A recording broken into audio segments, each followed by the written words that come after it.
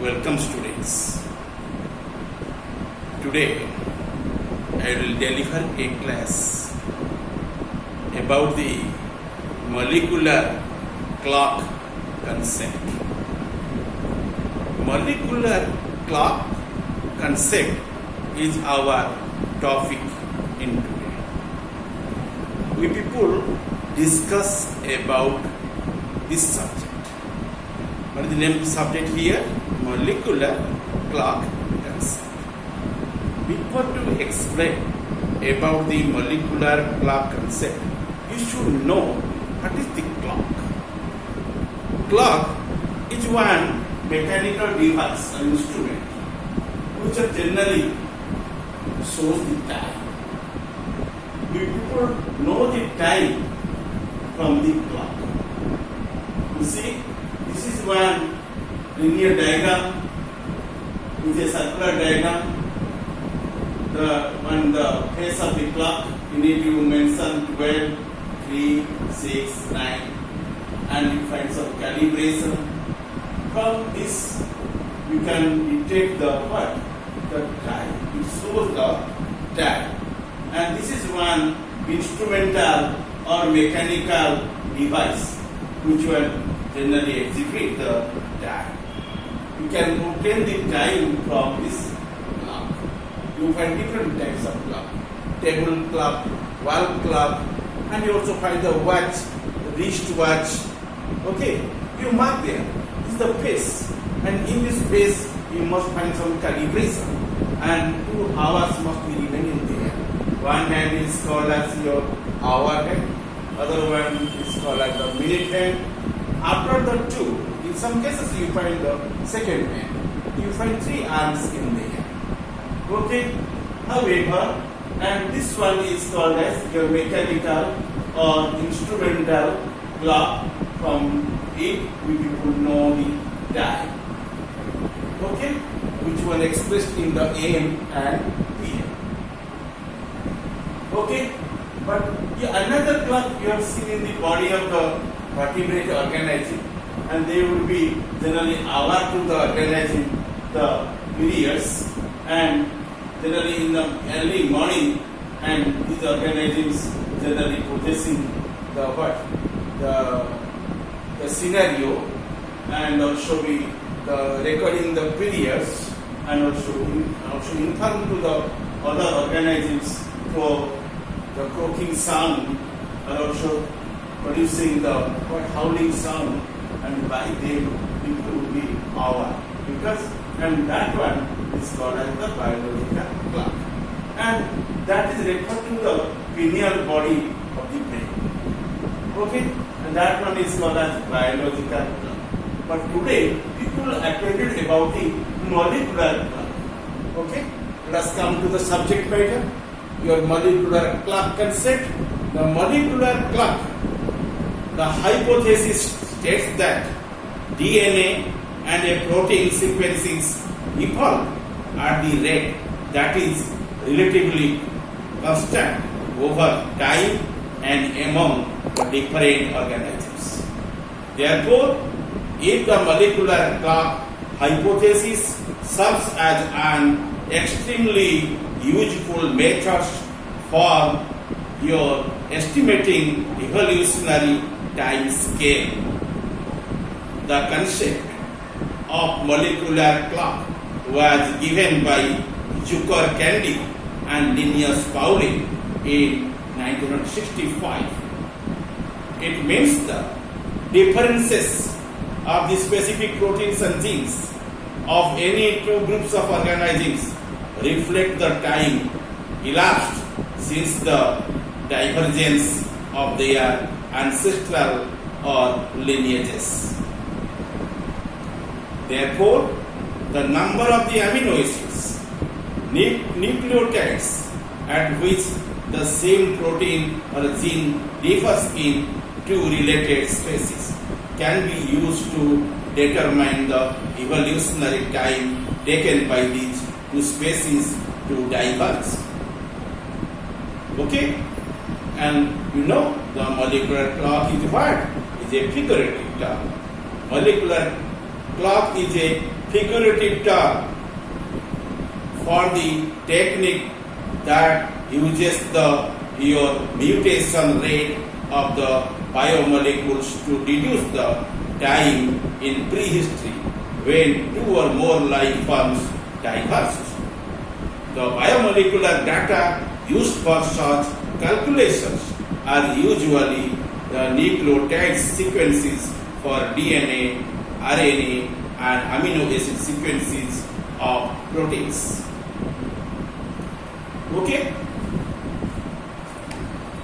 So, you know here, the molecular clock is a technique that uses the what? It uses the mutation rate of biomolecules to reduce the time in prehistory when two or more life forms diverged. The biomolecular data used for such calculations are usually nucleotide sequencing for DNA or amino acid sequencing for proteins. The benchmark for determining the mutation rate are often fossil or archaeological dates. The molecular clock was first tested in the 1962 on the hemoglobin protein and variants of various animals, and is commonly used in the molecular evolution estimate the times of your speciation or radiation. You know the molecular clock also be known as in the term of gene clock or an evolutionary clock. So you should know it. It is sometimes called a gene clock or an evolutionary clock. Students, I already explained niggingly about the molecular clock concept to you. Due to this account, I shall put 3 questions on that contest, and I hope you will respond the answers. What are the examples of molecules that can be used for molecular clock? Examples of molecules that can be used for molecular clocks include mitochondrial DNA, ribosomal RNA, and cytochrome C. Okay? Second question is here. What makes the mitochondrial DNA useful as a molecular clock? And answer would be likely mitochondrial DNA is useful as a molecular clock because it displays the uniparental inheritance. Okay, so people can say your mitochondrial DNA also useful as a molecular clock. Then my third question is here. What makes the ribosomal RNA useful as a molecular clock? The answer would be the ribosomal RNA or rRNA is used as molecular clock due to many factors such as point 1, it has a very slow mutation rate due to which it remains highly conserved in all the organisms. Secondly, in addition, it has essential biological function due to which it can be found in almost all the organisms. And due to these points, and ribosomal RNA generally used as a molecular clock. Okay? And you already know about this what? Molecular clock concept. Okay? Again, I shall ask the question, can you define what is the molecular clock? Molecular clock is nothing, it is a technique that uses the mutation rate of the biomolecules to reduce the time increased when two or more life forms diverged. Okay, and that is your molecular clock definition. Okay, the biomolecular data used for such calculation are usually nucleotide sequence for DNA and amino acid sequence for proteins. Okay, these are the benchmarks of the determining your mutation rate are often fossil or archaeological dates. Okay, let us know very vividly through the different points about the molecular clock concepts. First of all, you may go through the early discovery of genetic equidistances. I already explained the molecular clock concept was designed by two pioneer the scientists who are named as one called as your Emil Zuckerkandie, other one was named as the Linus Pauling. Okay, both would be worked on the molecular clock concept. Emil, called as Emil. Okay, Emil Zuckerkandie. Zucker, J-U-C-K-E-R, Zucker. Zucker, J-U-C-K-E-R, and Candy, K-A-N-D-I, Zucker Candy. Okay? And after him, another pioneer scientist was named your Linus Pauling. Linus Pauling.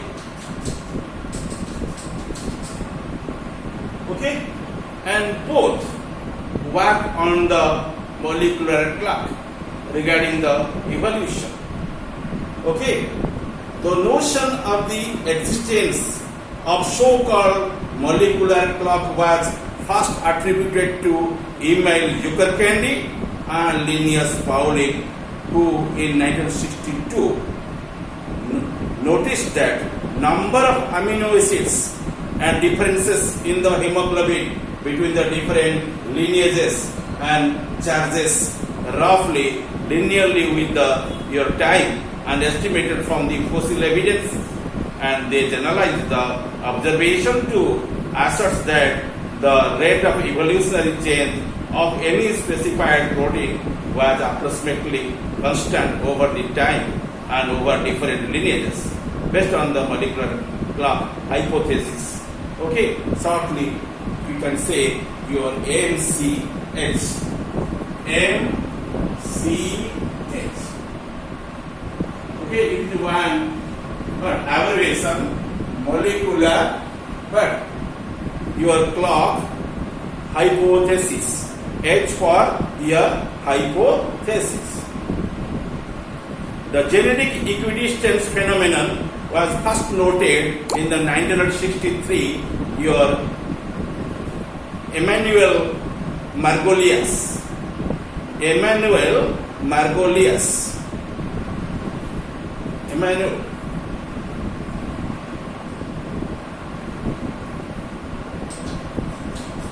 Okay. Emmanuel Margolius. EMA. Okay. Your NUEL. NUEL.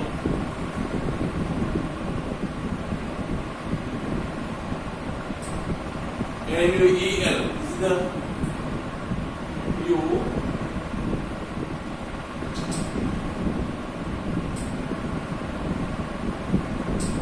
Emmanuel. EMANELUEL. Emmanuel.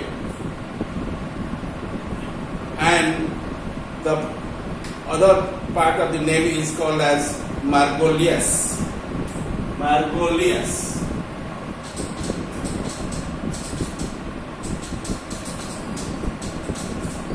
Okay. Then this person who wrote it appears that number of residue differences between cytochrome C of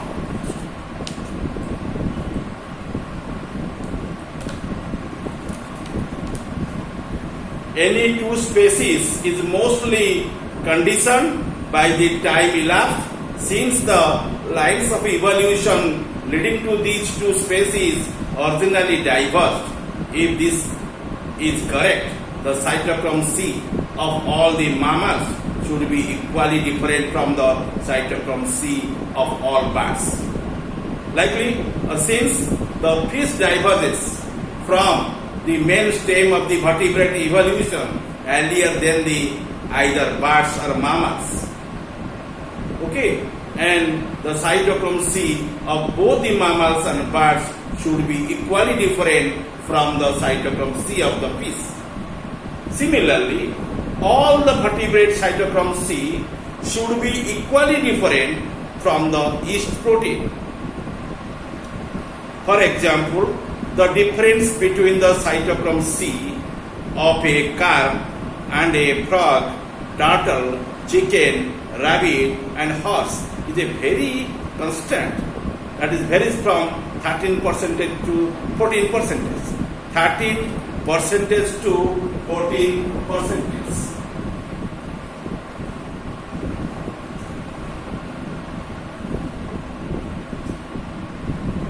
Okay? And similarly, the difference between the cytochrome C of a bacterium and yeast, wheat, moth, tuna, pigeon and horse ranges from 64% to 69%. 64% to the 69%. Okay? 64% to 69%. Okay? Together with the work Emil Zuckercandy and Louis Pauling, the genetic equidistance results directly led to the formal postulations of the molecular clock hypothesis in the early 1960s. Okay, and this is your description of the early discovery of genetic equidistance. Okay, and today this much regarding the molecular clock concept, and you should go through detail about it in the next class. Thank you.